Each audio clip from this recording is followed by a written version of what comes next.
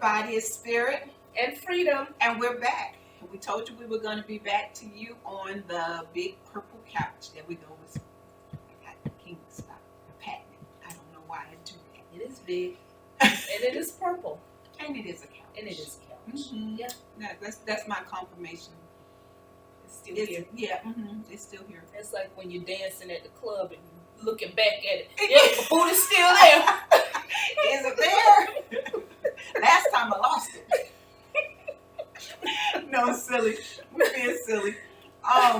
But so our topic is sex and the single sister. So, we're having our tea and we're showing that we don't want to be boxed in just because we're ladylike. And it's so funny.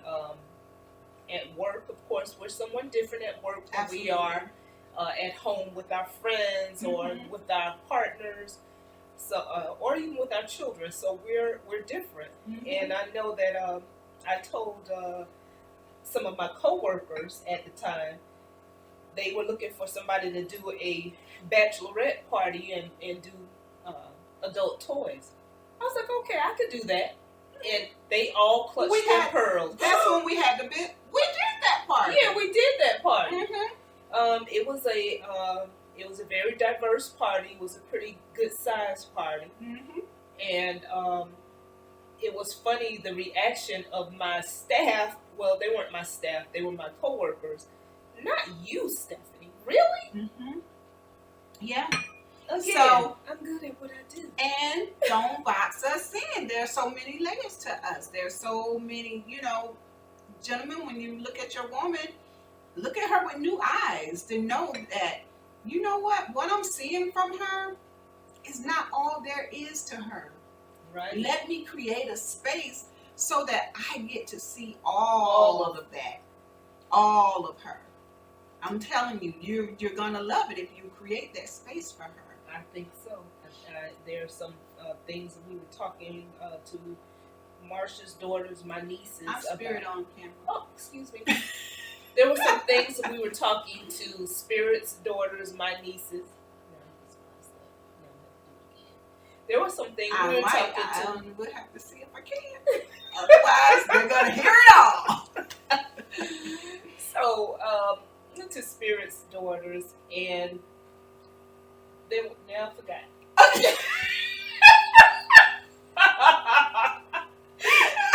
This is what happened. This is other things that happen over 40. You gotta keep that train of thought. We can't be like interjecting. Yeah, it's funny when we call each other. We say, "Why did you leave a message?" Because you know you're gonna forget. I started leaving messages, and or put the little note in the notepad on my phone. I'm like, yeah, chances of me remembering, not gonna happen. Oh, funny! It is funny. So, what we want to come back to you guys with is, and we'll go back to the party because I do want us to touch on it. Is that part of today's talk? The RTs, the sex toys. Yeah. So that's another layer. That's another layer that I think that's next. That's okay. Mm-hmm. So we might not talk about it this time. Sorry to tease you like that. When to have the sex talk in a relationship. We touched on it in part 1, but that's a good. People are uncomfortable with that.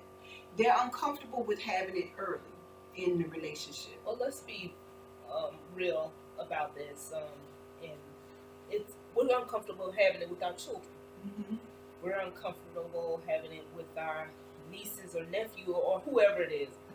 God, don't let me hear my parent talk about it. Yes. Even with our girlfriends sometimes, dependent, not you and I, because, 30 plus years. But sometimes when I'm talking to other women, I'm very comfortable with the topic. Mm-hmm. So I can see and you can see them choosing their words. Or saying, oh, I don't do that. Maybe you want to. Yeah, you might want to, expand your horizons a little bit. You're Let's missing out on some stuff, sis. yeah. Let's put some additional stuff in your repertoire. Yes. Let's expand that resume. Yeah. So when to have this conversation in a relationship? A lot of times with, many of us, this is a second act for us. Absolutely. We're not with the same person we were with 20 years ago, Yeah. 30 years ago. So we could be starting a new relationship. And just because you have the sex talk does not mean you're ready to have sex in the relationship. Absolutely. But let's put on the table what your expectations are. Mm-hmm. What you bring to the table. Mm-hmm. What makes you, feel good. One of the groups that I'm in on Facebook, one gentleman brought up about sex, and everybody, got on the bandwagon. But then there were huge gentlemen, and I was surprised. And they were saying, this topic should be discussed. This is. I'm a man of God, and so Are you in the right group? Yeah, I'm thinking not. In fact, everybody else told him they didn't think he was in the right group either. But that just speaks to the discomfort that some people have, and how sometimes our belief systems, our beliefs, it influences so much that we're so uncomfortable with it. Then we're just allowing things to happen. We are sensual and sexual beings. That's how we were created.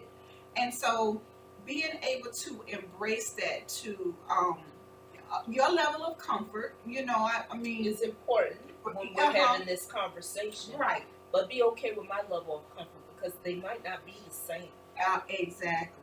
Yeah. So I was really surprised at this gentleman's response. He was very upset about the conversation that was going on, as if people don't have sex. That is the thing. And he made it as if it was nasty. And that's the other thing. So some of that, I feel, is that being religiously taught, that these are things we don't do. These things will send you to the lake of hell. So you're not going to do and it. brimstone. Oh yeah, fire and brimstone. They go together. Just like good sex and wine. I don't know. Yeah. But but really, I feel like, and I have nothing against religion. I just feel like sometimes your religious teaching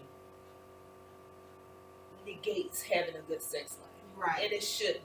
Right. Now, I've been under many teachers. When I say been under, I've been to different ministries that they speak about sex. Of course, you don't have to get all into detail, but they speak about how that impacts your marriage or your relationship. Of course, they're speaking marriage. Yeah, I was going to say, what church did you go to? But then you have all different types and walks in these churches, so they have to speak a lot more generally. Of course, if they're speaking biblically, they're speaking within the marriage. But I think you were the one that told me it, because I don't know the Bible like that. I can't quote scripture, but the bedroom is not defiled. It's undefiled, yeah. So whatever you all decide to do in your bedroom, that's your choice. I mean, even the Bible condones being, and it tells you, hey, don't be denying each other. There you go. You make sure you come together. I mean, I can speak on the Bible, so that was your no segue. matter where, thank you. No matter what walk of life you're coming from, it's natural. Okay. And you can do whatever it is. And speaking of sex and it being natural, it is even necessary. If we go to a medical perspective, you know how if a person is, and you and I talk about it, if a person is paralyzed or we don't use a muscle, it atrophies. It gets what? Soft. Explain what atrophy is so that everybody would know. It loses. She's the it nurse. loses tone. It loses it. Now you make me look it up so I give a clear definition. But that muscle will lose tone. It'll get smaller, and it'll so atrophy. Let's think of a guy who body builds, and then he stops bodybuilding. He's done it religiously all of his life, and then something happens that he does not. Those muscles become soft. Mm-hmm. They become smaller. Mm-hmm. Well, So, what was muscle turns into fatty, more fatty tissue, or more soft tissue. So yeah. So that's what happens to a woman's vagina when she stops being sexually active. Now, when I say it's sexually active, we can qualify that, with, it doesn't mean that you have, and this kind of rolls into the RT, the relationship tool for toys, but you need to, in order to keep your vaginal health, you need to be engaging in some type of activity, if you will. Okay. So atrophy is body tissue or organ waste away, and that's really what it is. I'm sorry, I want no parts of that. Typically due to degeneration of cell or vestigial becoming, and I'm not even gonna try that word. Okay.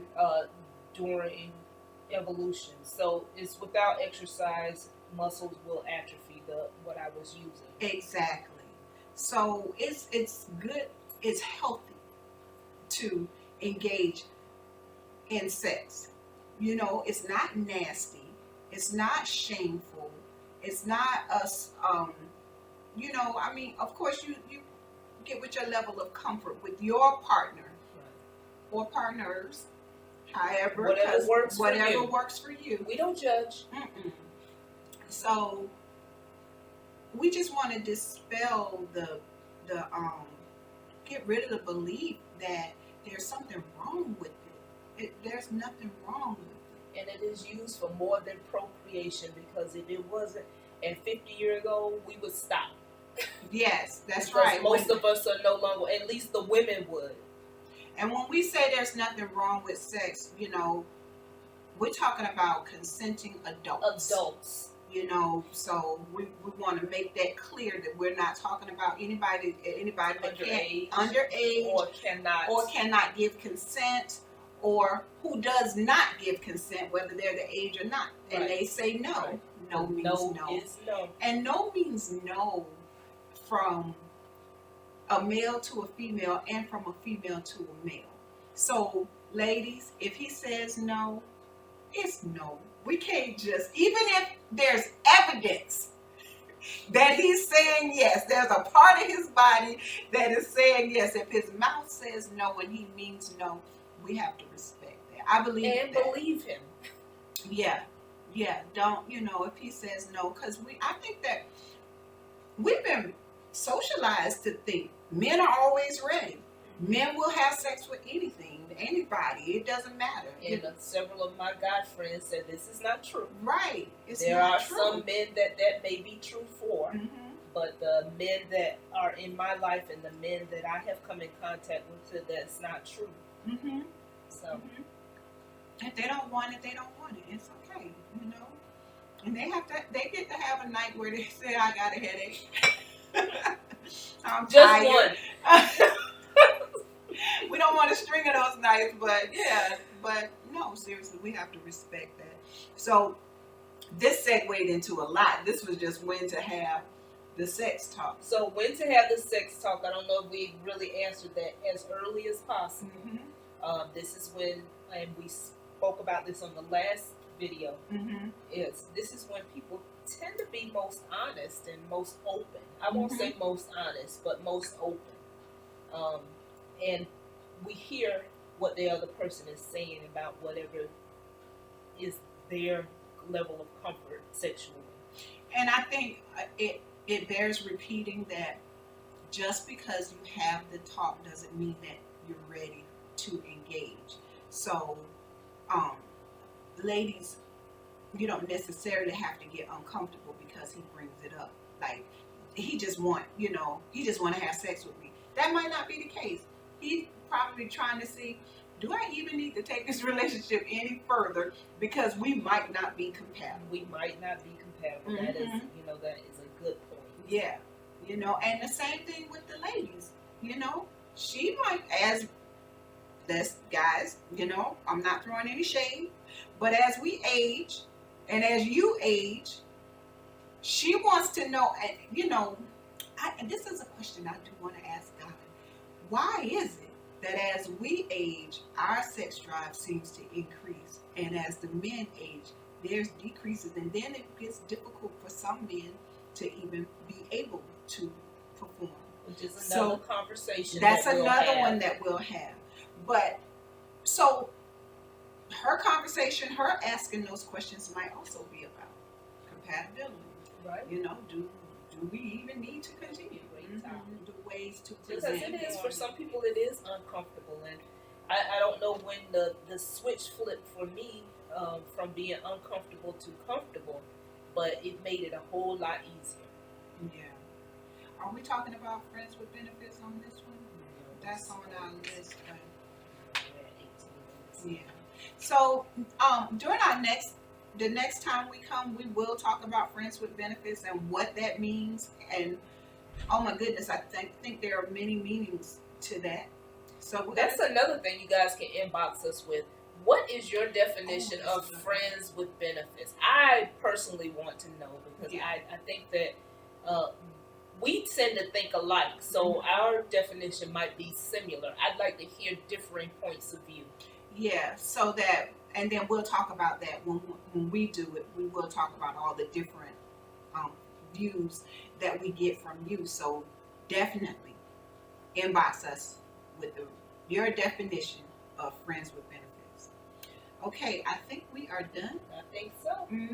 So thank you y'all for joining us with our tea here. Yes, y'all have a wonderful day.